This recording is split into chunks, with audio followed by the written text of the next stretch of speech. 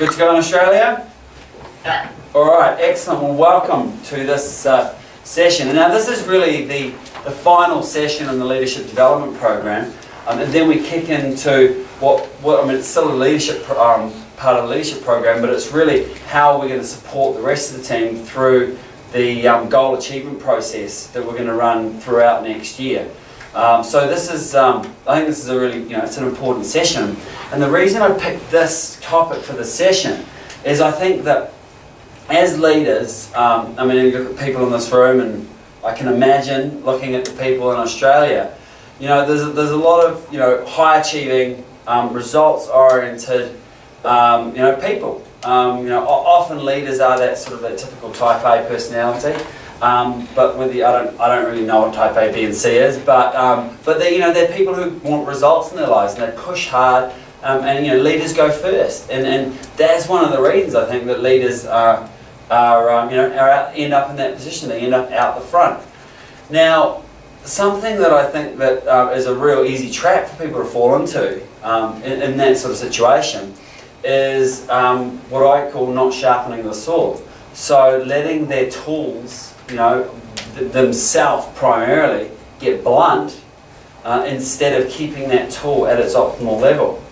And there's that sort of, if you push and you push and you push and you push and don't take time to renew, then without knowing, who knows that story about if you want to boil a frog, and you can put a frog in a cold pan, a cold thing of water, and you heat it up slowly, the frog will boil to death without jumping out of the pot. If you put a pot into some hot water, a frog into hot water, it'll leap straight out. But as people, we can fall into that trap as well, can't we? And things can just slowly deteriorate as we don't notice it, because it's such a gradual thing, that we get to a point where, like, how the heck did I get here? Now, so this skill today is a really, really important one. I think it's particularly important for people, like the group of people we have here. But I'll start with just a story. There was a woodcutter, and he was straining to cut down a tree, and a young man walked past and said, "What are you doing?" Because this guy looked like he was working hard, and the woodcutter said, "Well, are you blind? I'm cutting this tree down." And the young man said, but you look exhausted. Why don't you take a break? It looks like you're not making any progress. Why don't you sharpen your saw? And the old guy who was very clever said, "Well, look, I've been sawing for hours. I haven't got time to take a break." And the young man said, "Well, but why don't you just, if you sharpen the saw, it'll happen a lot quicker." And the old guy said, "Look, I haven't got time to sharpen the saw. I've been working on this tree for a long time. I've got to keep going. I've got to keep pushing." And that's kind of the metaphor for this, isn't it? It's like you keep working, you don't sharpen your saw. Then, I mean, you know what it's like when you're trying to cut something with a blunt saw and you're just bouncing off it. And I think, as leaders, as people who like to create results in our lives, we can do that at times, can't we? And you can get caught up with being busy as opposed to being productive.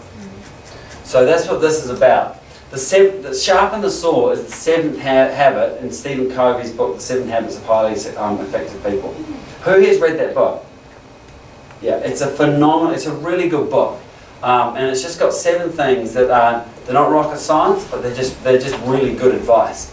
So I'd recommend anyone read that book. But the 7th habit is sharpen the saw, and what he says is sharpen the saw means preserving and enhancing the greatest asset you have, you. It means having a balanced program for self-renewal in the 4 areas of your life: physical, social and emotional, mental, and spiritual. So it's not just maintaining. So sharpening the saw is not about the status quo.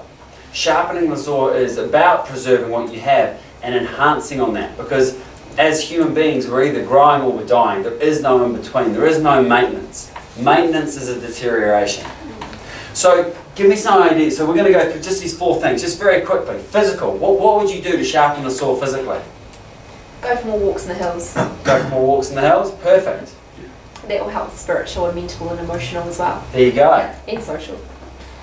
What training? Yeah. Get a trainer in. Get a trainer. Great. What else could you do physically to sharpen the saw, to get better? Eat. Eat well, exactly. It's not rocket science, is it? It's eating, exercising, and the third one, which true. no one said, which I wouldn't have said in a long time as well, is resting as well. And that's something that I've had to learn this year because I found that, you know, earlier on this year I was just getting really, really exhausted. And I mean, and I looked at life and sort of talked to with some people. I mean, we were up at, you know, 5:30, 6 o'clock with the kids, so playing with them, doing stuff with them for 2 or 3 hours, come to work, go home, do dinner and bath with the kids, then get out the laptop after dinner and do more work. And just keeping doing that. So resting is really important too. And you know, part of that as well is active resting as well. I mean, how I've done this, it's not like I've got more time in the day, I don't get more sleep. I just do active resting through Deepak Chopra and meditation and things.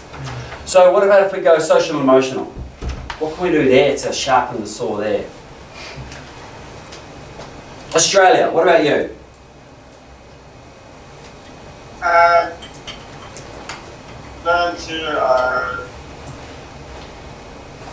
Learn to get, I suppose, a better work-life balance. Okay. Read more. I Right. think surrounding yourself by people and family that you love and that love you like that. Exactly, isn't it? It's you know, making those connections with people and making the time to do that. Exactly. Not letting that just deteriorate as you get busy with everything else. What about mental? What can we do mentally to sharpen the saw consistently? Someone in Australia. Development, constant development, reading, things like that. Yep. Learning and training. Learning and training. Yeah. Yep. I think there's one thing you need to do with mental, because I trapped into this. So I love analysis and mathematical things and like logic. And so then the way to sharpen yourself mentally is to go and do stuff which is creative, because that uses the other side of the Oh, brain. yeah. So combining all of those things. Yeah, so figure out the things you need to do to use the other side of the brain. Use both sides of the brain, yeah. Great. Managing the state as well. Managing your state comes across all of them, doesn't it? Yeah. Setting up goals as well. What was that, Henry? Having a goal, goal setting time. Yeah. Exactly. I mean, I've got there learning, reading, writing, teaching. Sharing what you've got as well. But I think that's great. Great point as well. Using both sides of your brain, not just the one that you sort of naturally fall into. Because we'll go to what happens if you don't use it. And what about the fourth one, spiritual? What can we do spiritually to sharpen the saw? Yoga. Yoga, Exercise. exercise, meditation.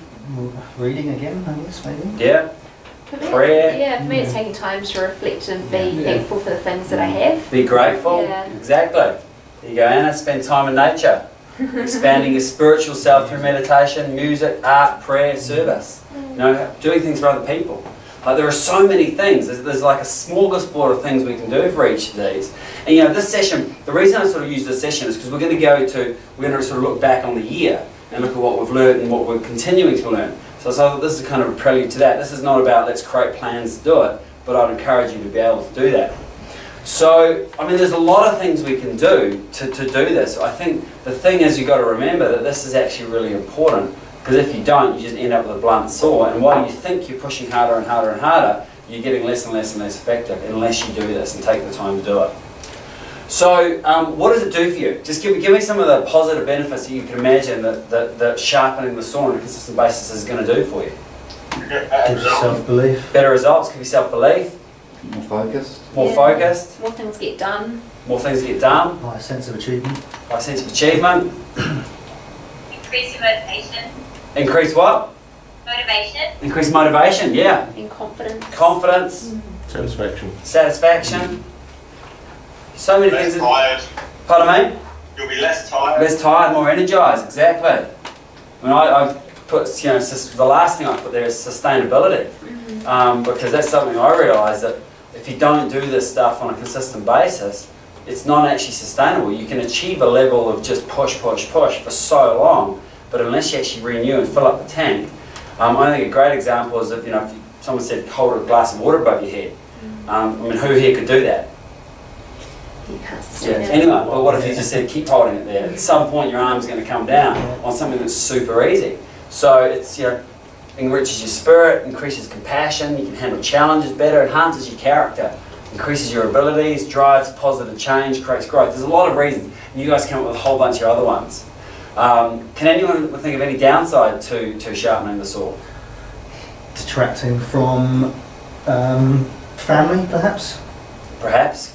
If you spend too much time trying to sharpen a particular element of something.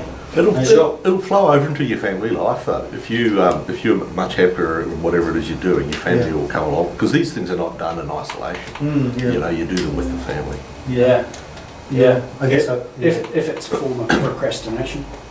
Yeah, if you're not actually sharpening the saw, you're just using it as a distraction. Continuing Yeah. to sharpen it, not use it. Yeah.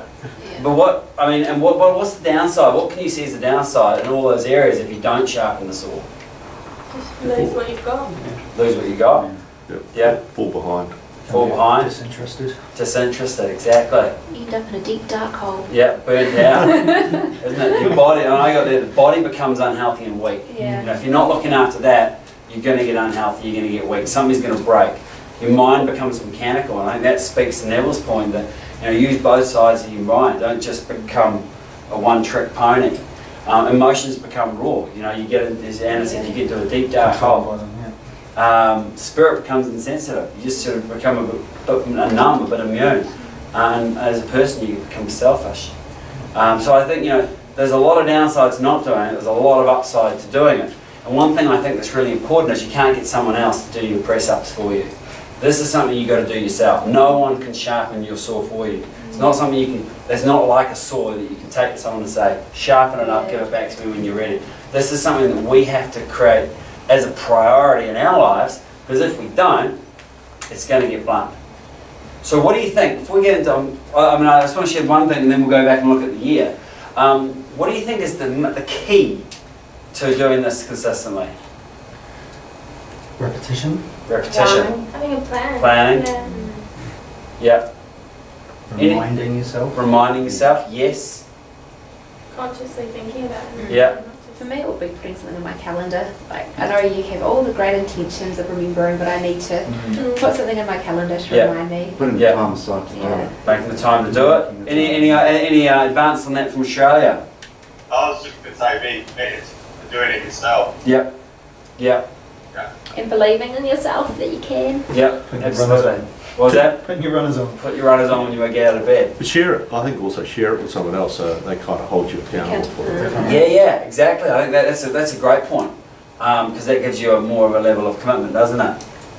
So I don't know, it hasn't quite done what it's supposed to here, but what's the key to sharpening the saw consistently? It's habits, isn't it? It's habits, and I think it speaks to all those points you guys talked about. You have a target, so you figure out what you want to, where you want to get to emotionally, with where you want to get to physically, mentally, and spiritually. Like, what are you aiming for? And you know, this is that goal achievement thing we're going to do next year. I think you've got to know where you're going, because if you don't know which wind, you know, which harbour you're seeking, any wind is the right wind. So, and then there's the why. We've talked about this, you know, 1,000 times. Your driving force, that's the why it's important. That's the believing in yourself. That's that type of thing. And then setting yourself, you know, create a plan and set yourself up for success. So this speaks to that, you know, have a plan, schedule it, put aside the time. This stuff doesn't happen because life just fills up your calendar, doesn't it, if you don't consciously set about doing it. Because I believe we're images of our habits. You know, we are creatures of habits, so the key is to pick good habits. Aren't we? I mean, whether we're habitually doing things that serve us or habitually doing things that don't serve us, we've got habits. That's just how we are as human beings. I mean, look at the picture up there. You can look at that and go, what habit has that person got? Tell me, what are the habits of those two people? A beer belly, drinking beer, Yeah, but Drinks beer. exercise, go surfing. So that guy, I mean, isn't it? What have you got to say, Danny? Exercise. Exercise, isn't it? It's like you can tell who exercises and who doesn't, who eats well and who doesn't. We're images of our habits, so create good habits. Sharpening the saw, I think this is about consciously setting up those good habits. So I'm not going to go into more about that today. I just wanted to lead into, you guys are going to share things, about what you learned this year. But to me, I think this is a really important one to remember.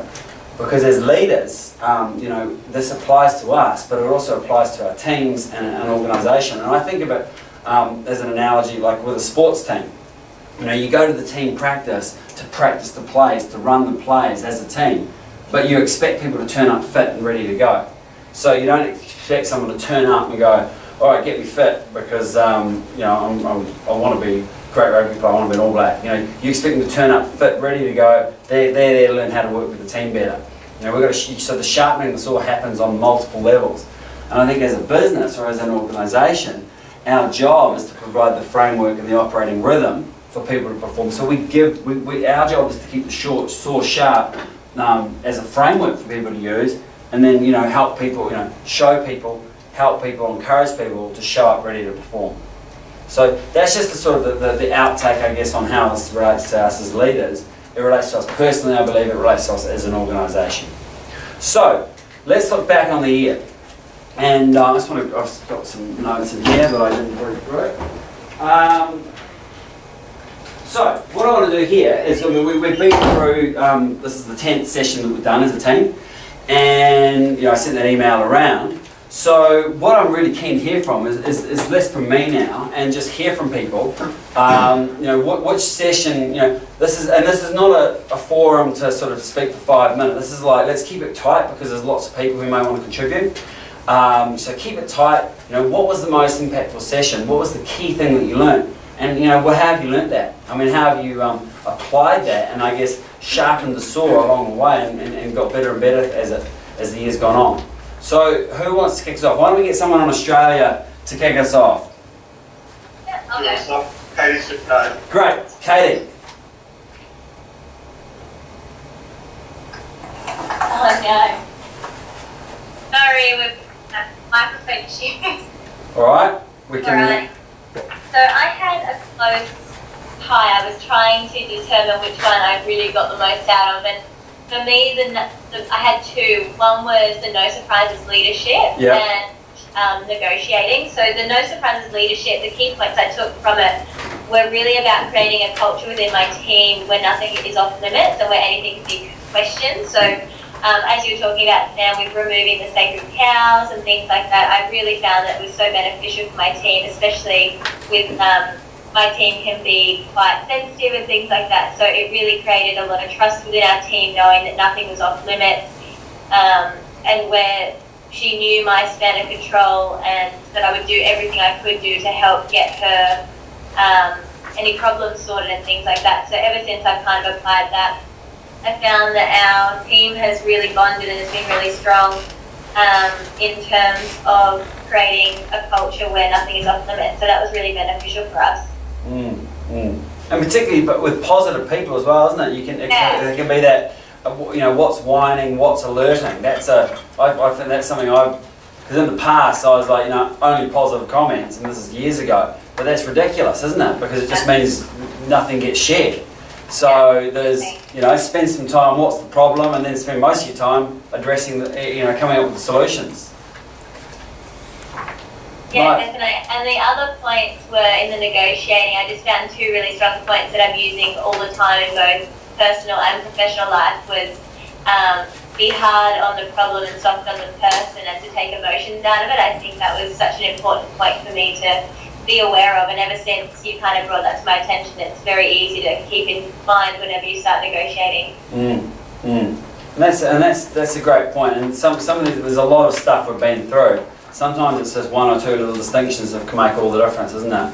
You know, for me in that negotiating one, be hard on the problem, not the person, and then separate interests from positions are the two ones that if I just keep those in mind, then the other stuff happens quite well. So thanks for that, Katie. That's awesome. Anyone? What about someone in New Zealand now from a session that Katie hasn't mentioned? Okay.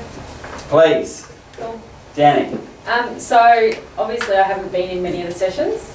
I've only really been involved in the no surprises and the A teams. And I've found for me the A team session has probably stood out the most. Yep. I was saying to someone that it's sort of one of those things that just keeps popping into my mind, and I don't know if it's just with recruiting of the CV coordinators at the moment. Yeah. That sort of, you know, those like the qualities and what we look for in an A player have sort of, you know, constantly been coming up. And Yeah. so I think that, you know, sort of, I found that taking a step back and thinking about what A qualities we want, Yeah.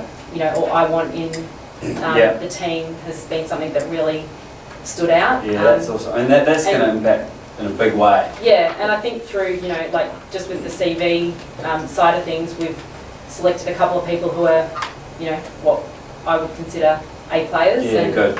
yeah, hopefully Good. through sort of the training and everything else, we'll see that start to come through in the results we get Yeah, great. Great. over the next month or so. I Exactly. agree there with you, Danny. Yeah. Hey? 100%. I agree there with you 100%. It was Yeah. nice actually to put forward, you know, from my point of view, having referred Esther, you know, I came across her and you know, she struck me as somebody that would be perfect for this business, and it was that, the module covering A players that really Yeah. helped me, you know, the confidence to put her forward and really stand by her and you know, really push her, you know, as hard as I could into the job. So, Yeah. so that's quite cool. I think that A player part and piece is one of the most important things as a leader, and I, you know, it's something I've really realised over the past, you know, past few years, is that as a leader, if all you do is get A players in the key positions, then most of your job is done. You know, if on the other hand you have B and C players in the key positions, doesn't matter how good you are at all the other stuff, you're going to be pushing it uphill all the time. So I think that's such a key distinction. Yeah. And you know, as a leader going forward, that if you just focus on how am I going to put A players, not just how am I going to get A players, but how am I going to take someone who's got potential to be an A player, because no one's an A player to start with, Yeah. because well, they might be, but you know, they've got that A player potential. And what am I going to do? How am I going to train them? How am I going to engage them? How am I going to make sure that 90 days from now they're more excited about this job than the day that they started? Because you know, most often people start happy and excited, and 3 months later they're like, oh, Monday or TGIF. You know, it's like how can we help these people? Because if that's all you do as a leader, then and they're doing a great job. You know, that quote that a good leaders, a sign of a good leader is when at the end of a project, you know, the team stand back and go, we did that ourselves. You know, if you get A players, they're going to be doing that. If you don't have A players, they're going to stand back and go, man, I sucked and they rode me to get this. You know what I mean? So that's a really good, that's such an important thing to learn. I think with the Thank you. A player as well, it highlights, it was good for me to highlight things where I knew I was a C, to remind myself I was a C, and in our team, because you forget, but if you actually look at it, you go, well, that's a C and it shouldn't be a C. Absolutely. So you can, during that month, you can focus on getting it to a B, if not an A, because that highlight, everyone likes to think they're perfect and they're A players and everything, but they're not. And I know I definitely haven't, but it's good to remind yourself of areas where you know you could try and develop. I found that really good for us. Do you know what I've loved about this actually, and thanks for you know for putting it together. It's how bespoke and how tailored it's been to what we do in our job on a day-to-day basis. I've never done any training before that's been so specific to not just recruitment, but like, you know, leadership and actually having test subjects as well, people that we can work with, you know, to try things out on and test things and attempt things with as well. That's been really good. I've really enjoyed that sort of aspect of it. Good. Well, it's because I made the whole thing up on the fly. So there you go. It's related to what we're doing or challenges that we have at the time. Well, I had an idea kind of where the year was going to go, but it's ended up somewhere quite different from where I originally started. Exactly. There's nuggets through the whole thing. Like, I think I've had sort of little mini epiphanies all the way through. You know, things that have, you know, distinctions that have sort of jumped into my head, you know, all through the year. You know, the biggest ones for me, I guess, were that you need to take risks, you need to fail. That was a massive one. Have accidents from time to time as well, because they can teach you a hell of a lot about yourself. Try new things, set some pretty crazy goals, be magnanimous as well, instill confidence in yourself and others, and be really excited by problems. You know, get enthused about about challenges and really tackle them head on. You know, Yeah. those are the biggest. They're probably the biggest distinctions that I've pulled from this, and that doesn't relate to any one particular, module that we've covered. But yeah, that's Yeah. sort of And even if you just took out the getting excited about problems thing, I mean, problems are just a fact of life. Hopefully, next year we're just going to have better problems than we got this year, as opposed to the same problem. Yeah. But that's what stretches us, isn't it? That's what tests your mettle and builds your resilience as well. sees how see how far you can go. Yeah. I mean, that's how you build a muscle. You break down the component parts and it builds up stronger. Yeah. Yeah. So thanks, Paul. Great. What about anyone got something from a different session? Yeah, I've got one. I had sort of two between character and the A teams. And when I first started this, we talked about sort of what is leadership, and then we got into character. And we talked about whether a leader was sort of born or made. And I was leaning really heavily towards a great leader is so much of it is basically they're born with those sort of traits. But as the course went through, I sort of revised my decision a little bit on that, and I still think that there are elements that great leaders are born with in terms of their upbringing as well, and being integrity and all that sort of carry on. But so much more of it throughout the course, I realised you can actually develop as a leader and work on as well. And in terms of the character, we had those 12 traits, and I broke them into sort of internal traits, so traits that I could see as my sort of personal makeup. Yeah. And then I broke another lot into sort of work-focused traits that I have or need to display or work on when I'm actually at work. Yeah. And so I would get my internal traits in order before I got to work, and then I would then basically, and yet had that as my sort of foundation, so to speak, and then I'd have my work traits and characteristics that I would focus on and work, and then by using them both, they leveraged off each other. Like there were times, with some of this IT stuff, where it was quite hard to remain positive all the time because you kept getting knocked down. Yeah. But then I remember that I have a vision for what I want this thing to look like. Yeah. And that sort of helped make me positive again. So it was sort of leveraging, because it wasn't possible to be 110% on all 12 traits all of the time. Of course not. But I used other traits to help leverage and bolster other ones that were sort of, I was failing on a bit. So That's great. That's great. I mean, I think we remember when I did that session, we talked about leadership, and it's a bell curve. You've always got the bottom end of the bell curve who are never going to be great leaders. And there's just some people who probably aren't.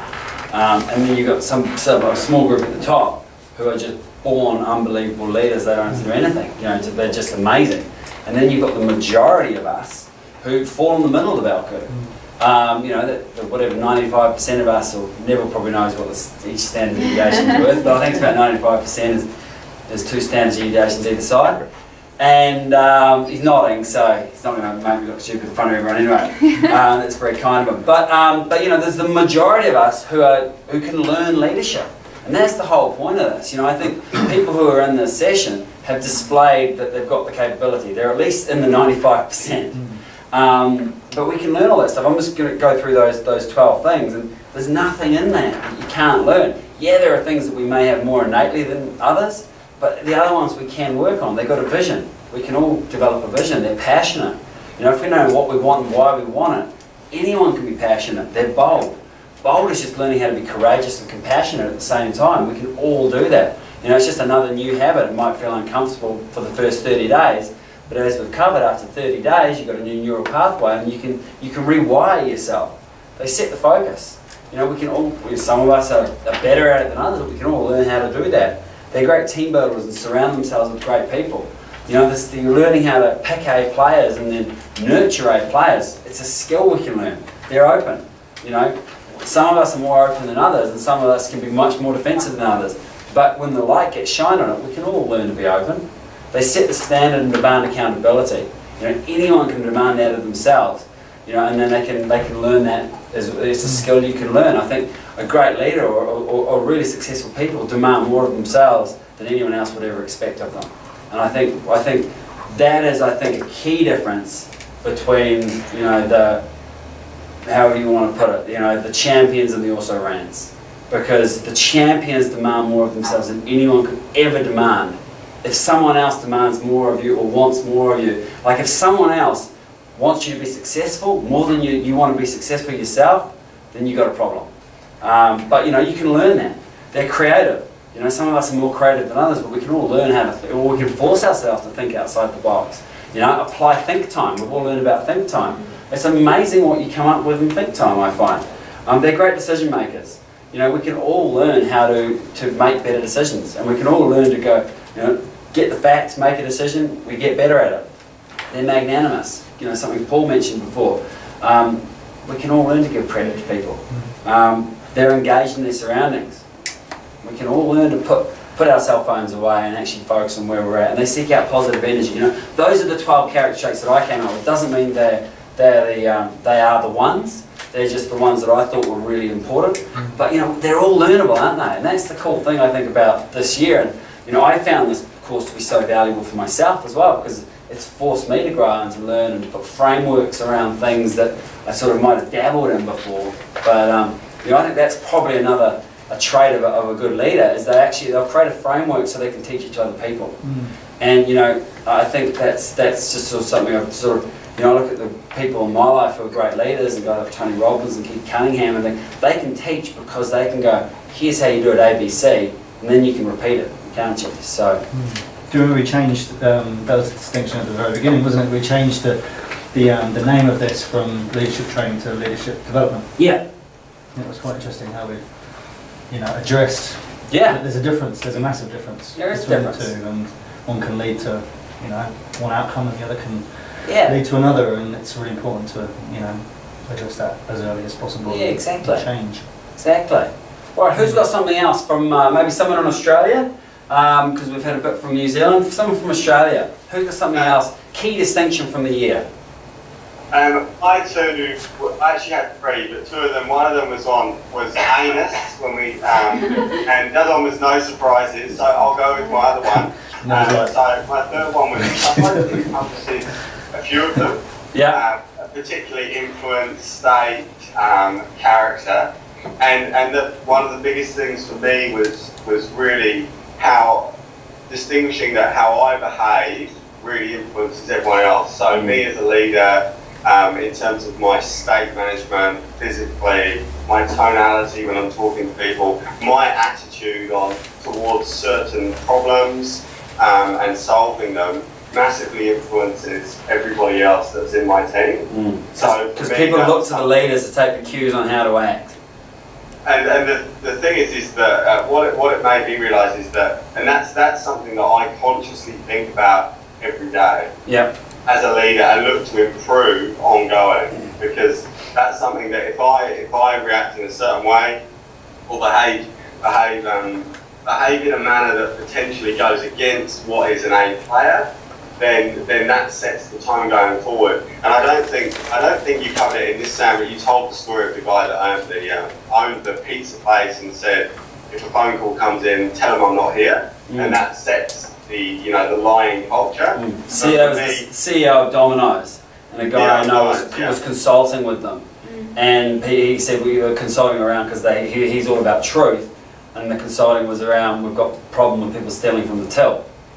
And while he was there, the secretary came in and he said, oh, just tell them I'm not here. And he said, there's your problem. That's why you got stealing from the till. Starts at the top.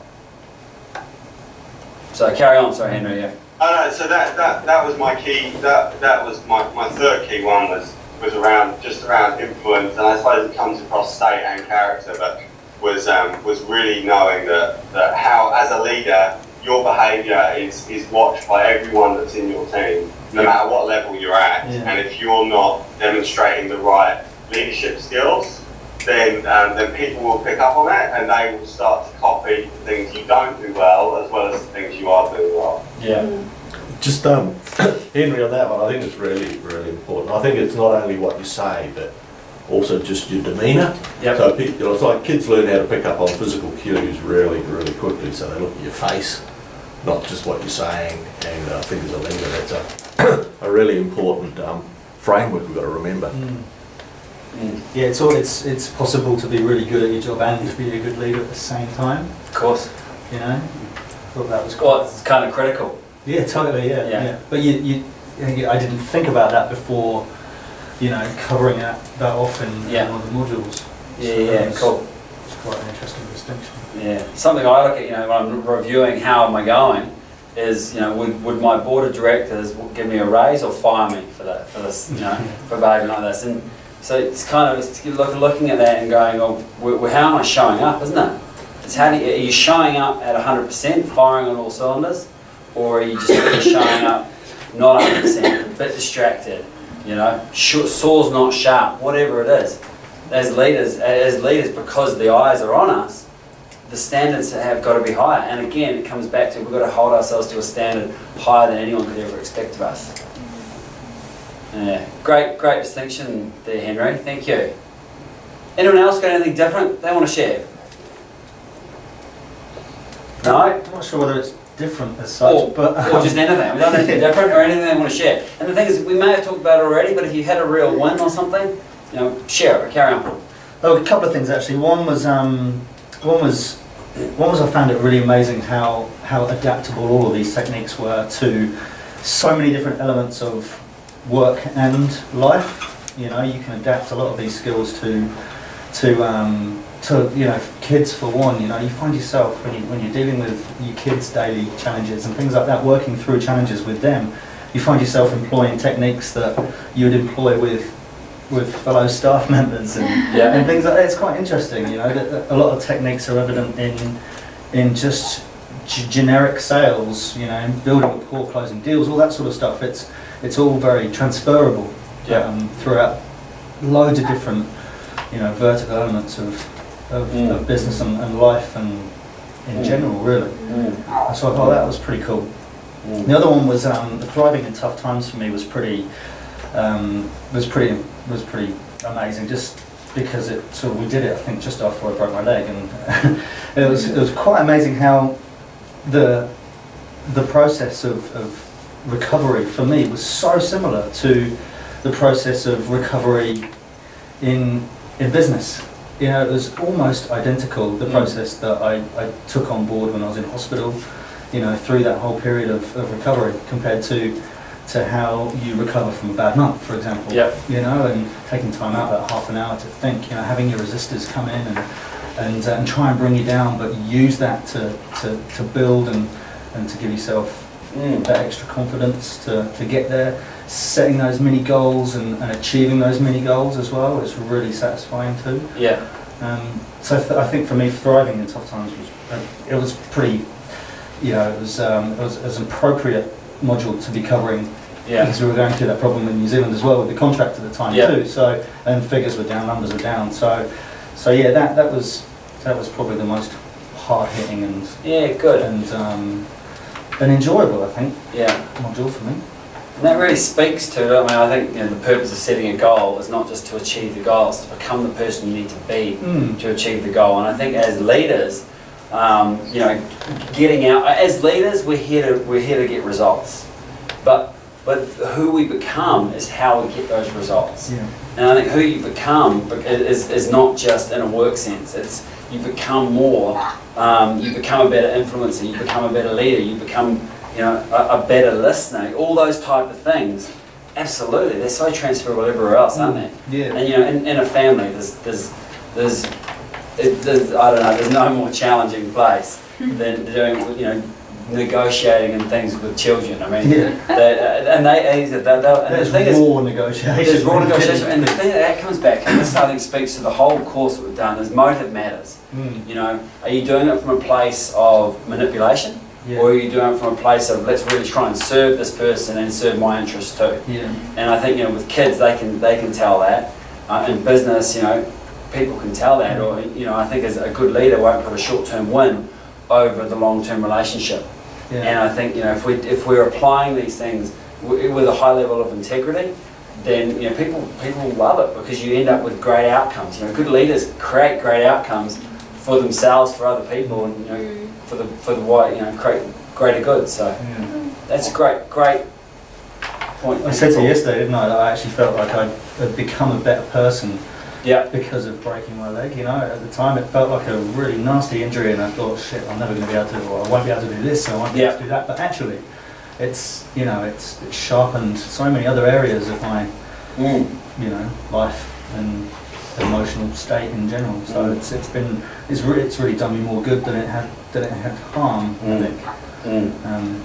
Yeah, I mean, that's awesome to hear, and I think that's what that shows leadership, doesn't it? Because you can turn something that could be perceived negatively into something that's good for you. And I think one of the beliefs I have is that we're going to have good days, we're going to have bad days, and we're not going to know which is which at the time. And I shared with you guys when I had the head injury, the parents got a call at 2:30 in the morning, said, get to the knee, we don't know if your son's going to come out of the coma. They'd have called it a bad, because they've said it's a bad day. When I came out of the coma and they said you're probably not going to regain full brain function or return to medical school and you won't ski again, I'd have said it was a bad day. But the head injury taught me to raise my standards in my life, and it taught me you're not perfect, but if you keep raising your standards in the areas that are important, then anything's possible, and every single good thing has come from making that decision to raise my standards. So Claire, the girls, the business, sporting success, everything good, everything has come since that. Not just most of it, or part of it, but the whole lot. And looking back on it, good days and bad days. The paradigm bashers, aren't they? You don't know which is which at the time, unless you choose to make it one way or the other. Great. Morphine helped as well. Morphine's great too. Belief systems and stuff. Exactly. Yeah, great point. Any other people want to share anything from the year? It's been really cool just to hear what people have learned, the distinctions people have made. And is there anything else anyone wants to share? For me, it's probably influence and negotiation. Probably most go together hand in hand. But it's working with my team to influence them in a way to do things that they wouldn't necessarily have previously thought were possible, and so really empowering them, and them then achieving these fantastic results they don't think they're actually capable of doing, and then coming out of it going, oh my gosh, I did it. I think that has been probably the most poignant, probably key learning, and it's something that I've always wanted to be able to do, and I've always tried to. But just, applying a few new key learnings has really helped me be able to do that, which has been great. But also, it's the fact that it has affected my personal life as well. And so it's not just at MedRecruit that, I can actually apply these learnings. It's outside of MedRecruit also. And there have been some great results because of that. In the past, I might have liked to think that I was a good negotiator, but I didn't actually separate the people from the problem. And especially in a recent situation where I didn't have a lot of respect for the person, it was really difficult to actually take that person out of the problem. But by actually shining light on it and knowing that I needed to do that, it ended up making a huge difference. And I got the result that I wanted, and I built their victory speech, and it's great. That's great. I remember, as I said to you, and you shared that, you can't influence someone if you're judging them. And I think, it can be very quick as humans to judge. Can be. But if we're judging, we're not going to be influencing. Because I always, even though it was internally judging them, wouldn't say anything. It's just that underlying tone, you know what's going to affect it. So it's just actually departmentalising that. You can't move to interests if you're judging. That's kind of, I think, why judging works, because you hold your position. You're right, they're wrong. That's how, and at that point, you're never going to get a good outcome other than by force. And sometimes you can get one by force, but generally speaking, not. And I think, coming to your earlier point, a lot of these things, a lot of these tools that you're learning, helping people to believe in themselves and to achieve what they didn't think was possible. Remember those 3 beliefs. This must change. So it's not a should or a must. So you can help people come to that. Like, this is no longer tolerable. I must change it. So getting someone to take ownership and go, well, this is my job, I can. And then the next one is, I can change it. They believe in themselves so they can make it happen. If you can instill those 3 beliefs into people, then they can achieve anything. Then you've got your A players firing on all cylinders. And if they don't have those, this should change. It's someone else's job to change it. And I don't think I can anyway. Nothing's going to happen because you're just going to be paralysed. So this must change. I must change it, and I can change it. You get people believing that, 80% of your job's done. Great sharing, thank you. Anyone else? Anyone in Australia got anything else they want to share? My only other one was that came out of No Surprises, and I know people have talked about No Surprises session already, but one of the key ones for me was around managing people's pipelines from a sales perspective. And what I found was that each month I was potentially getting a surprise, and that really highlighted because I wasn't on top of where people were at. And being able to input like a structure of people managing their own pipelines, feeding that into a report that we have, and then I'm not getting a surprise, they're not getting a surprise, and I'm able to work with them if their numbers aren't looking great. And then that feeds through to both Neville and Sam in the perspective of creating that structure so that no one's getting a surprise. So that whole pipeline management for me was massive, and I can't really remember how I was managing it before. I obviously wasn't doing it very well, so it was a really good distinction for me. Yeah. I mean, I think that it's really common, isn't it, for people to go outside, look at their garden, and go, "There's no weeds, there's no weeds, there's no weeds, there's no weeds," and the garden's a mess. Or stick their head in the sand and go, if I don't look, maybe it'll just go away and be right when I look. And I think as leaders, you've got to have that courage to go, okay, I don't want surprises. I want to know if it's not good. I want to know it's not good. And I'm going to do something about it because this must change. I must change it and I can change it. If you go, it kind of comes back to those beliefs, doesn't it? I want to know if you've got a problem because we'll deal with it. If you think, it should change, or someone else's job, or I can't, you're going to go, don't tell me, and hopefully it's just going to magically be all right. And generally, sometimes it will be, but most of the time it won't. So having that courage to go, what's the reality? Let's go from that reality. I think, your positive thinking psychology, I think you've got to go, where are we? Where do I want to get to, and how can I get us there? See it as it is. See it better as it is, then make it better. And I think if you can do that as a leader, it's not just see it as it is and then dwell. It's not just see it better than it is and hope and pretend that there isn't. It's see both. Have the cognitive awareness, the acuity to go, this is what it's like. This is where we're going to get it to, guys. We've got a vision, and you get people on board, and then what do we have to do to get there? And I think as leaders, that's kind of that's what I think leadership's about. Is about being real. Light the fire within. Light the fire. Here's what we're going to get to. We're going to work that with your team. Light the fire, and then whatever it takes to get us there. As a business, we have some wins, we lose at times. We've got to look at that and go, all right, great. We're going to learn from this. We're going to keep getting better. We're going to keep improving, and we know where we want to get to.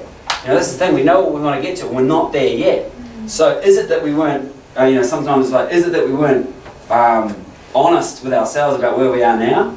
Because that's sometimes the case, isn't it? Sometimes you go, we're going to get here, and you head off in a direction, but like in a map, if you don't know where you are starting from, you head off north and you actually should be going south. So sometimes you've got to come back and go, well, really, where are we? What's the problem, not what's the symptom? So, you're not just stepping off, well, here's where we're at, which is just the symptom. You actually dig deep, what's the problem, get down to that root cause, then go forward. And sometimes you've got to take a step back and go, are we stepping off the right place?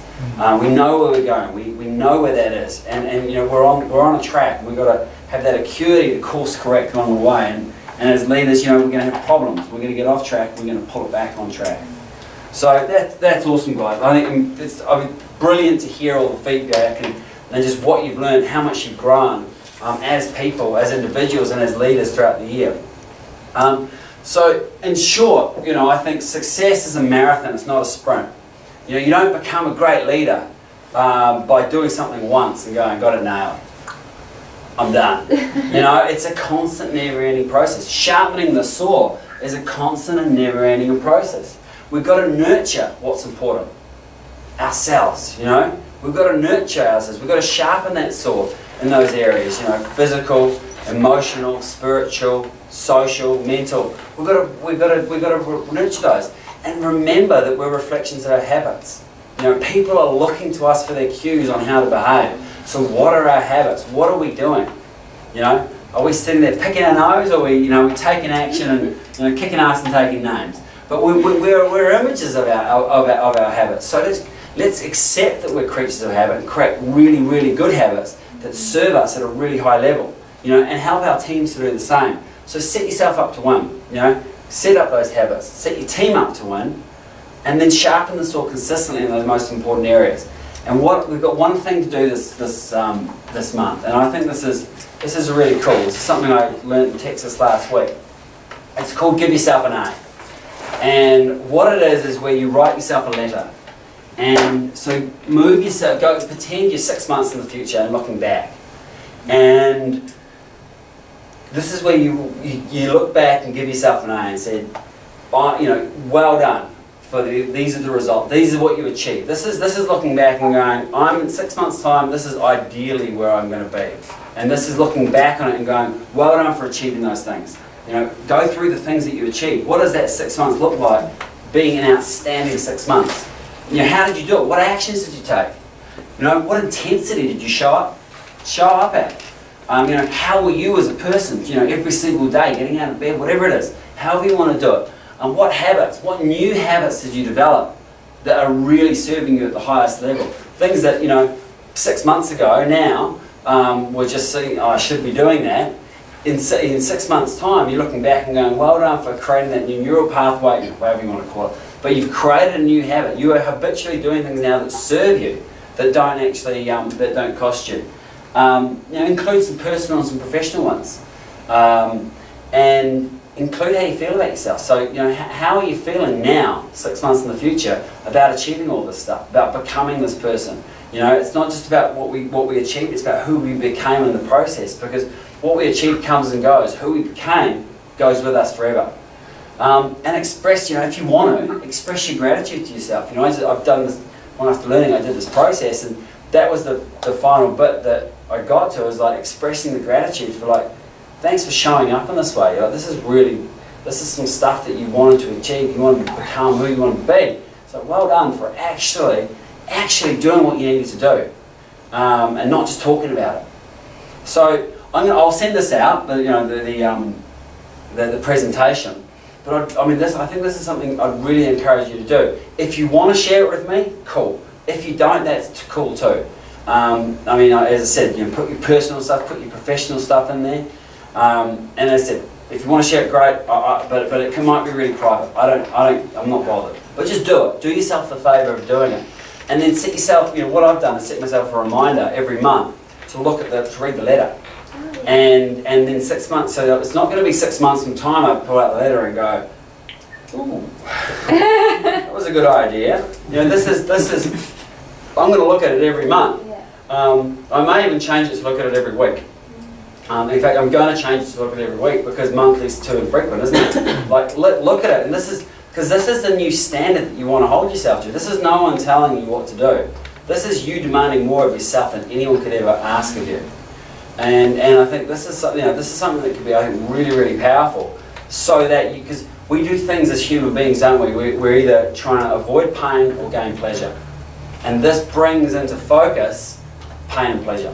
This brings into focus, this is what I've said is important, and if you're off track, give yourself some pain, because we're going to change what we do to pull ourselves back on track. As humans, but I think it's a lot of the time we don't respond to what would be painful because there are no weeds.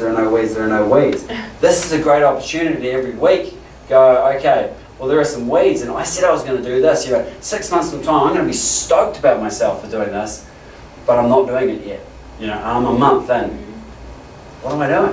What are you doing, Hazelden? You can pull yourself back on track. So I really encourage you guys, set a reminder in your Outlook, whatever you got to do.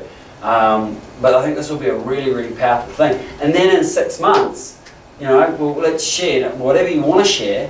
But what then was just a vision, and it's become your reality. So I think this will be a really, really powerful thing for everyone to do. Does anyone have any questions around it? No. Can you imagine if we write these letters, we do this, and then in 6 months we've actually made it all happen, all of us as leaders, as people, as influencers, and in our personal lives and the business. It's incredible, I think, what we can achieve. And all it's going to take, to get from here to there is just a step and a step and a step and a step. You know, it might just be a 2 millimetre shift at right now that you end up in a completely new destiny. And this is saying, what is that destiny going to be? What am I going to do habitually, day to day? How am I going to get there? And then let's make it real. There's nothing more satisfying looking back on your goals and having achieved them. Totally. And that's kind of what this seems to be a little bit. Exactly. It's like that power of 7. If you shift little things, you will be able to achieve them. And satisfaction of looking back and going, ticking everything off is Just pretty another phenomenal. thing you can add to that subconscious mind, isn't it? Exactly. This is training that subconscious and making it conscious. To, you know, because you're, you know, conscious, subconscious thinks in images and emotions. So you can visualize this stuff, create the emotions, and bring it to the conscious, so that you can go, I'm off track or I'm right on track. Give yourself a pat on the back. Any other questions or comments around it? No. All right, excellent. Well, I'll leave you with a final quote, as I always like to. But until a person can say deeply and honestly, I am where I am, what I am today, because of the choices I made yesterday, that person cannot say I choose otherwise. And I think, you know, this is the essence of leadership, isn't it? This is being honest about, here's where I'm at, and I'm here because of here's what I did. You know, these are the habits that got me where I am. These habits are going to get me, not going to get me where I want to go. But until we can be honest about that, until we do that, we're never going to make that change. And as I said, I think as a leader, you know, we've got to say, see it as it is. See it better than it is, then make it as it is. If we don't ever see it as it is, then we'll just springboard off the wrong thing. You know, if you're trying to get fit, for example, or whatever it is, and you go, my problem is that I don't eat enough protein. And you go, I don't eat more steak. And 6 months' time you go, what happened? And the problem was actually you didn't exercise and you didn't eat enough bread, whatever it is. But until you actually get honest about where am I now, and here's what got me here, then I'm not going to get to where I want to go. So I think as leaders, that's what I encourage you to do. Put it simply, see it as it is, see it better than it is, then make it that way and take people on the journey. Thanks a lot. Awesome. Thanks, Dan. Thanks guys. And thank you, Australia. Thank you.